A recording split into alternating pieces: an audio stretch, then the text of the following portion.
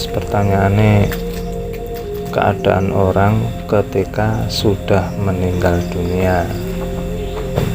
Nah, terus keadaan orang ketika sudah meninggal dunia, ketika nyawa rusuk melepas, itu kados pundi, napa saged diceritakan, napa digambarkan menawi saged damel motivasi yang kebatinan arahe gentayangan niku, gentayangan sing terus pundi kok sampai ten alam kubur niku mawon pun beja-bejane tiyang nggih wonten lho.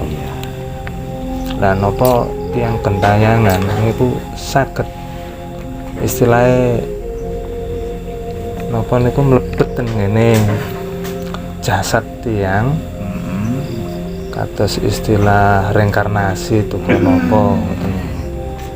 Nah, menawi saged dijelasaken. Nggih.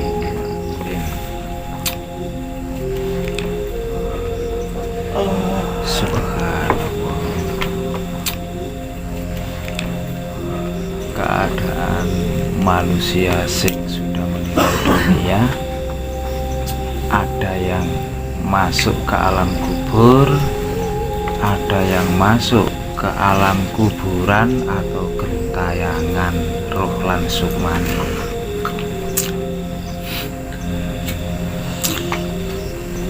Kalau kerohaniannya benar, yang dijalankan zikir, sholat dan puasanya bisa meruqyah diri. Jadi kalau sudah meninggal dunia masuk ke alam kubur, kendaraannya benar, tujuannya benar, dan kalau yakin sampai pada tujuan ke alam kubur. Tapi nek wis menungso iku mau cara zikirnya, sholatnya dan puasanya itu tidak bisa meruqyah dirinya, berarti dia menggunakan alat kerohanian sing kurang bener, arahin nanggone kejawen kebatinan. Lah mereka di alam gimana? Di alam gentayangan, kegiatannya mereka itu apa? Nah, kegiatannya apa? Yang dijalani di sana itu apa? Nasibnya bagaimana? Nasibnya itu bagaimana? Kalau mereka itu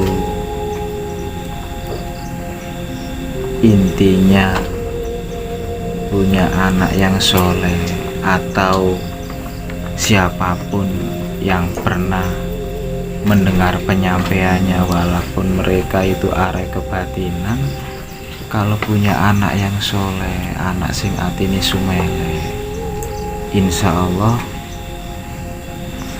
mereka itu ada kiriman doa ru'yah, sehingga yang mengajak gentayangan itu sedikit demi sedikit akan semakin tipis, dan itu pun tidak lepas dengan pertolongan Allah.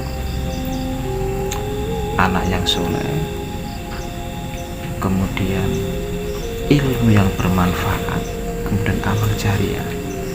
Tapi digarisbawahi lagi, kalau mereka itu sudah arai bukan ke kerohanian, ketauhidan. Tauhid itu adalah sebagai tolok ukur diterimanya sebuah amalan dan ibadah seseorang.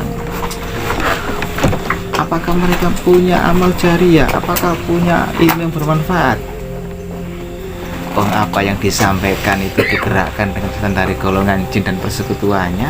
Apakah mereka dalam hidupnya punya ilmu bermanfaat? Dia mendapatkan ilmu yang bermanfaat atau amal jariah? Itu masih dipertanyakan lagi, karena jalan kerohanian ketauhidan adalah sebagai tolok ukur diterimanya amal dan ibadah seseorang di hadapan Allah. Bagaimana nasibnya si gentayangan ini? Nah, sukmo lan ruh sing gentayangan ini, bagaimana nasibnya di sana? Terus apakah mereka bisa masuk ke jasad manusia? maka bisa masuk ke jasad manusia.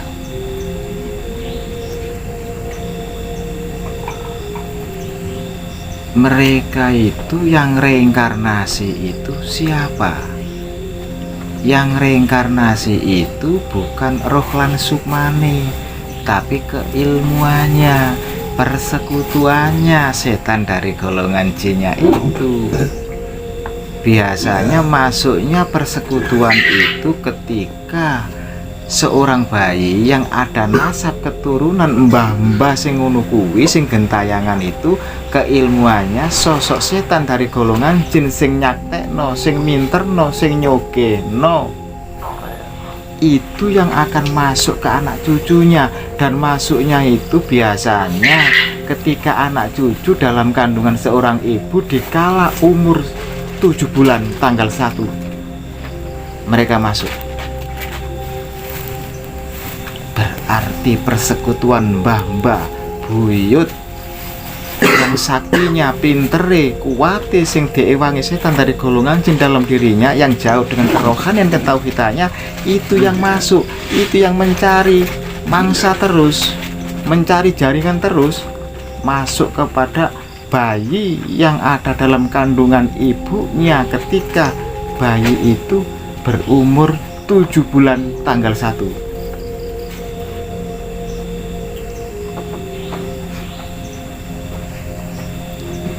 Lah bukan sukmane, sukmane gentayangan, dan yang masuk itu adalah sosok setan dari golongan jin dengan bentuk keilmuan kebatinannya. Itu pun sebagian yang masuk, yang sebagian yo ngajak gentayangan terus. Dia sebanyak-banyaknya menjerumuskan manusia di lembah yang sesat. Tidak peduli mereka siapa, entah itu hafal kitab, entah hafal dalil, tapi kalau kerohaniannya nggak bener, maka setan dari golongan jin yang bersekutu dengan sukmane mbah-mbah biyen, sing ngewangi sakti mandine, sing ngewangi pintere, sing ngewangi sugene, sing ngewangi berilmunya, dia akan mencari wadah dari keturunan gennya, anak cucunya. Lah masuknya biasanya bayi dalam kandungan ibu dikala umur 7 bulan tanggal 1 itu masuk. Nah makanya jangan heran, oh iku koyok ruwahe mbae biyen watake. Titisane. Oh iku biyen koyok titisane mbae, titisane bapake, buyute. Nah itu tadi. Itu bahayanya kalau orang-orang itu sing didoleki sakti mandi tok.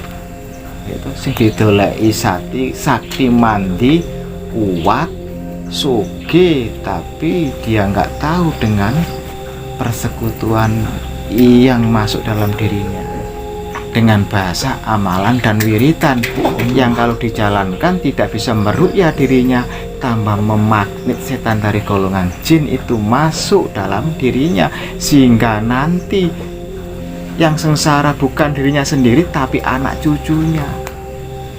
Setan dari golongan jin tidak akan pernah tinggal diam. Wong kowe biyen pintermu tak ewangi, kowe sugihmu tak ewangi, kowe kuatmu tak ewangi, sehingga rezeki yang kau dapatkan dengan bekerja karena kamu bersekutu dengan aku, manusia, maka rezekimu kau berikan kepada anak cucumu, sehingga aku tuntut dengan bahasa akan kumasuki anak cucumu. Biasa masuknya keilmuan itu, nasab keilmuan yang terbentuk dari setan dari golongan jin karena kerohaniannya bereset dari ketauhidan, yaitu kerohanian kebatinan atau kejawen. Jadi masuknya ketika bayi umur 7 bulan tanggal 1, dan itu pun memilih bayi itu ora sembarang bayi, angger keturunan mboten, biasa memilih. Akhirnya bocah iki lho gak tahu belajar kok pinter. Nah, bocah iki lho aneh itu.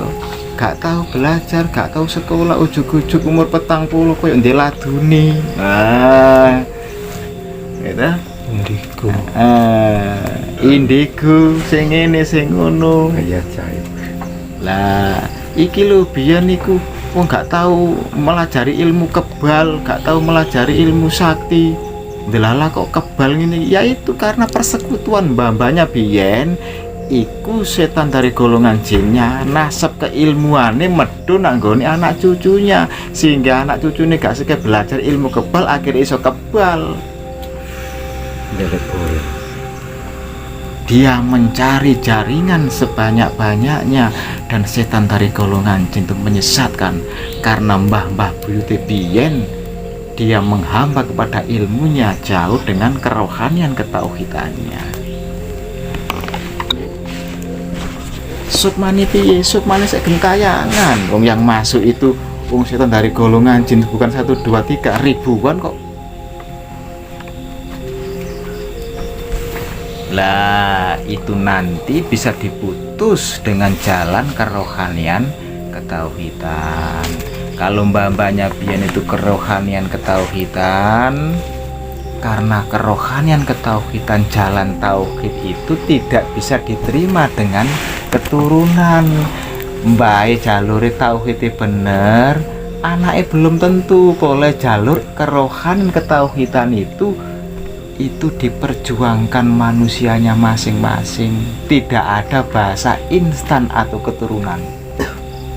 Tapi nek kejawen kebatinan bisa nyambung ke anak cucunya, karena dia bereset cara kerohanian, sehingga tidak dekat sama Allah tapi dekat dengan persekutuan dari setan dari golongan jinnya. Jadi nih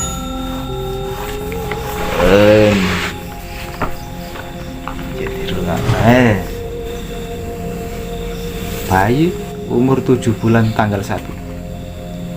Biasa iku sadurunge umur 7 bulan tanggal 1, gampangan umur 7 bulan kurang 3 hari pulang sak minggu iku ibu wis digoda-goda. Biasa merupakan sosok baik goda-goda kudu elok barang ngono Mas. Padahal itu bukan sukmane baik, persekutuannya, nasab keilmuannya. Maka kecerdasan itu terbentuk dari gen juga tadi itu. Maka iku ning gak diru'ya, ning gak ditokno, maka kecerdasan Anda bukan alami, tapi didasarkan rata-rata dari persekutuan tadi itu. Dan itu akan menjebak selamanya. Terus menjebak terus. Lah ini bisa diputuskan dengan cara pembuktian kerohanian ketauhidan. Bersihkan hati, jernihkan jiwa. Nah, disitulah maka Allah memberikan sebuah rumus kunci orang selamat adalah di dalam pembuktian syahadat tauhid dan syahadat rasul atau syahadat ma'rifatnya.